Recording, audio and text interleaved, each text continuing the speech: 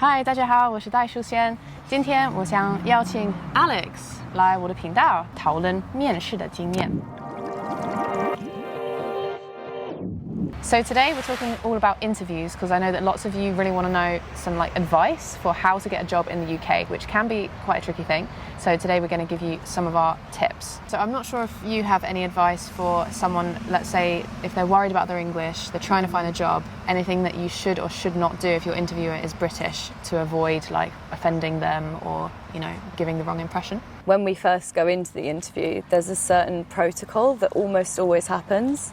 And definitely happened pre-COVID and now post-COVID. Mm-hmm. Obviously things might have been slightly different when we were interviewing online. Mm-hmm. But now that we're almost definitely going to be face-to-face again, the moment when you meet your interviewer is quite important, I think, to show respect and I guess show an awareness of British culture as well and how we do things here. And that would be that when you first see the interviewer, normally there's a moment where they would acknowledge you and almost definitely would extend their hand to shake your hand. You should sort of be prepared for that moment and to wait for it from them rather than to immediately try and assert your dominance. It would almost always be the interviewer that would be the person to do that. And then obviously you would shake their hand and introduce yourself. And again, even after that moment, I think it would then be the interviewer that would say, okay, follow me, or please take a seat, can I get you a drink, or something like that. It would definitely be considered polite and also respectful to let them lead in that way. Yeah.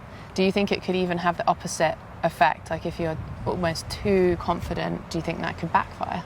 Definitely. I think if you went into the interview and immediately were the one to sort of dominate and to start speaking, and I think that would be taken as a bit disrespectful. In those initial moments, it's really important to show that you are the candidate and that the interviewer is the person of authority, I guess. Yeah, and I guess things like just taking it as it comes in terms of answering what they've actually asked you rather than some pre-rehearsed script. Because if you try and memorise a script word for word, let's say you're worried about your grammar or something, then it can almost give you more pressure. As soon as you put a foot wrong, then you're going to start to feel flustered. You want to flesh out your background of understanding the company, what you want to say about yourself, knowing your strengths, but not necessarily knowing a script about them, because that can come across as really fake, can't it? Yeah, so a lot of the time in interviews, definitely in my experience, you'd be asked questions that maybe you really weren't expecting. And what's really common actually is to be asked a question that relates to a really specific example, a what would you do in this situation kind of question. So again, it's one of those things that you just can't really rehearse and practice. And I think interviewers are looking for someone that's going to be able to spontaneously and honestly answer that question, because at the end of the day, they're not testing you to see if your answer's right or wrong. They just want to know how you as an individual would respond in that situation. So yeah, again, it's something that you really couldn't prepare for anyway if you were asked that. Yeah, and I feel like if you're more and more in the moment of, okay, what am I actually being asked, then you're going to get less nervous, because it's just, okay, I'm sitting having a conversation with someone, and there's not that backstory of oh my God, I really want this job, this is the dream job or whatever. Yeah, I think if there's a sense of desperation, that might put interviewers off. Yeah. Because at the end of the day, you're also almost shopping for the perfect job for you. You are interviewing the interviewer yourself. And I think if you go into an interview with that mindset of, yes, this is an amazing opportunity, is it going to be right for me? Then you've taken the pressure off yourself, and you're also more likely to be relaxed and to be able to demonstrate your best parts without seeming desperate or you're lacking in confidence in some way because you're almost begging to be chosen, Yeah, totally agree. And it goes for so many other things as well, like dating. If you just see the other person as, you're equal, you're both assessing each other, then it's not like you're putting them on a pedestal, trying to be chosen. It's like a psychological trick, isn't it? Yeah. I do find sometimes if you just decide in your head, I don't really want this job, I don't really care. And that'll be your best interview ever, definitely. So I think, and the same for dating, it really is. I know people that have gone in, I'm not really sure about this person, but I'll give it a go. And then because they don't have any expectations built up, they've had a really amazing time. Yeah. So, and they've been their most authentic self. And I think that authenticity is really important here. They're not looking for someone that's going to pretend to be perfect for the job. They're really just wanting to get to know you and to see if you kind of click and fit in the role. So yeah, totally. The interviews where I've been surprised that I got the job, I didn't even feel like I said much in the interview. It's almost like they'd already made up their mind. So there's sometimes the factor of you don't know what's going on their side, like how many candidates they've got. Maybe they did really want to pick you, but they had to choose between these two, like just not taking it personally because you really don't know what the backstory is on their end. Yeah, and I would say as well that generally I'd say quite competitive for jobs here. Yeah. So don't be afraid to be denied or be turned down when you do apply for jobs. Don't let it get to you because it's very, very common. It can take a while, but just don't give up when you are applying and interviewing, and always take it as an opportunity to practice. At the end of the day, if you do get an interview and you don't get the job, if you can take something from it, well, I did this really well, maybe next time I won't do this. Try to look at it as a positive experience, and then, just keep trying because it might take a while. One tip that I have is to just go, if you can, go into the place and give them your CV.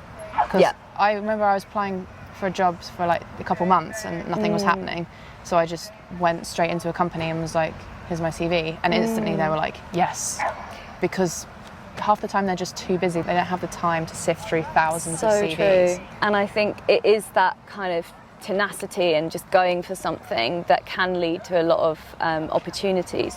I heard somewhere that, like, I don't know, 50% or maybe even more of jobs are hidden and they're not advertised. Right. And when we say jobs, we mean opportunities that might be there. If you actively send out your CV or go into a place that you'd like to work, make an impression on them and say, hey, I'm looking for work, the employer might think, oh, actually, I do need someone. Have you got time tomorrow? You know, and then things will organically happen. Do you think it is like a deal breaker if your English isn't good enough? Absolutely not, no. I think because we do have so many nationalities, people from different countries living in the UK and working in the UK, it's really not expected that you'd be native fluency in terms of language skill. Employers, they're not looking out to spot your mistakes or to spot your differences. The most important thing is that you do your best, and that also you do have confidence in yourself and your abilities. I mean, it obviously depends on the job.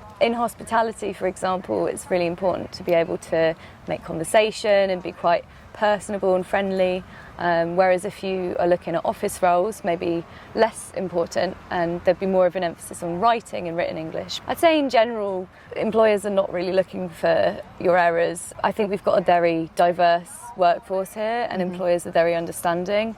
And also, I know for people that would be looking for their first job in the UK, like some of my friends who've come from abroad and got jobs here, employers know that that confidence and that skill is going to develop within the role. So I think they're really understanding at the beginning, especially. And it really does depend, doesn't it? A lot of the time, you might need a certain level of fluency in that you can hold a conversation, but they're not going to be picking apart your grammar and that sort of thing. Whereas in other types of jobs, let's say you're writing, I don't know, a contract, then accuracy and perfectionism is going to be more important. Anything else that you think that people should really avoid, like specifically in the UK in a job interview? One thing that we should be careful of is, I know we spoke earlier about cultural differences and British and Americans maybe not boasting too much or not putting yourself up. But in interviews it's slightly different. You wouldn't want to tone down your achievements. So instead of saying, I am the best at this, I am amazing at that, is what we call the STAR method. It's situation, task, action and result. Specifically, okay, when I was working for McDonald's, I was in charge of this thing and I achieved this, so that you're able to kind of politely boast in a way. Yeah, I think it's like boasting with purpose. You're saying what you did well because of a tangible result, as opposed to just, I think I'm great. Because people can sense if you're being a bit too big-headed. I think it's really important to always have like evidence for the kind of claim that you want to make about yourself, like, oh, I'm really good at this. But instead of saying that, you could say, well, this is why I'm good at it, this is what I achieved by my skill of being amazing at organisation. I was able to achieve this. Yeah, you basically want to prove it, and that's the point of the STAR thing. So you tell them what was the situation, what did you have to do, what happened, and what the result was. Yep. Anything else that's different or specific to British interviews? I think one big difference actually comes before the interview stage, which is during the application process. So in the UK application process, we would normally have to submit a CV, which is called a resume in American English. In the UK versus American resumes, they are quite different. So the first kind of don't do this would be that in American resumes and in some other cultures as well, you would include a photograph of yourself. Now in the UK that is a huge no, you definitely would not want to do that. It's seen as like a breach of privacy. In the UK they want to make things as fair as possible, so they don't want to discriminate based on someone's gender or how they look or even their age. We're quite careful about those things here, so definitely do not put a photograph of yourself on your CV. So I think that's pretty much it. I hope that you found this useful. Thank you, Alex, for taking the time. You're welcome. And see you next time. Bye. Bye.